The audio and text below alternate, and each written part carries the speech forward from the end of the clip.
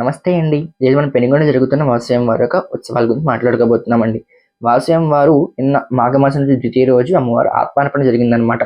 ఎందుకు జరిగింది అంటే, ఆ ఊరు పరిపాలించే రాజు, పెనుగొండ పరిపాలించే రాజు మనకి విష్ణువర్ధనుడు. విష్ణువర్ధనుడు వాసవ్యం వారి మీద ఎంతగానో ఇష్టపడతాడనమాట. ఇష్టపడేంత వాసవ్యం వారు ఉంటుంది, నేను ఎవరికి దక్కను, నేను పరమేశ్వరుడికి ఐక్యమైపోతాను చెప్తుందనమాట.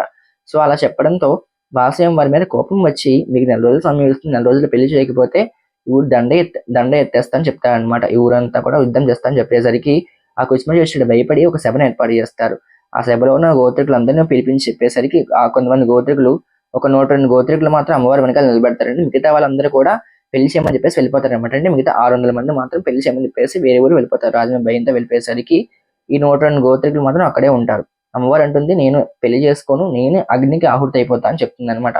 చెప్పేసరికి ఈ గోత్రికులు కూడా చెప్తారు, అమ్మ నువ్వు లేనిదే మాకు ఇంకా దిక్కు లేని చెప్పేసి వీళ్ళు కూడా ఆహుతి అయిపోతారండి.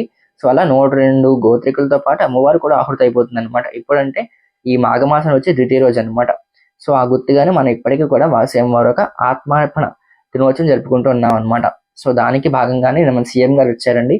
సీఎం గారు వచ్చి ఈ ఉత్సవాన్ని అంతా కూడా అంగరంగ వైభవంగా జరిపించారు.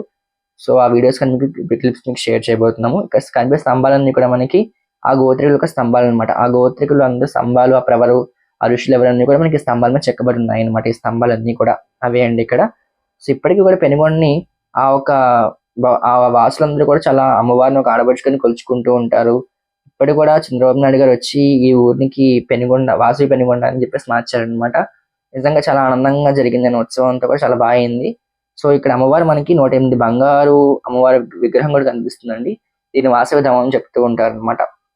సో ఎవరైనా పెనుగొండ వెళ్తే ఖచ్చితంగా ఇక్కడ అమ్మవారి దర్శనం చేసుకోవచ్చు. అది మెయిన్ గుడి వాసవి ధామం అండి. ఇక్కడ స్తూపం, అమ్మవారి స్తూపం ఉంటుంది. సో ఇలా ఈ విధంగా నాకు తెలిసి నచ్చే ఉంటుంది. మీకు నచ్చితే సబ్స్క్రైబ్ చేసి, లైక్ చేసి, షేర్ కూడా చేసేయండి. నాకు కొంచెం కోల్డ్ ఉంది, సో నా వాయిస్ని కొంచెం ఇగ్నోర్ చేయండి. Thank you so much. See you next video. Until take care. Bye by.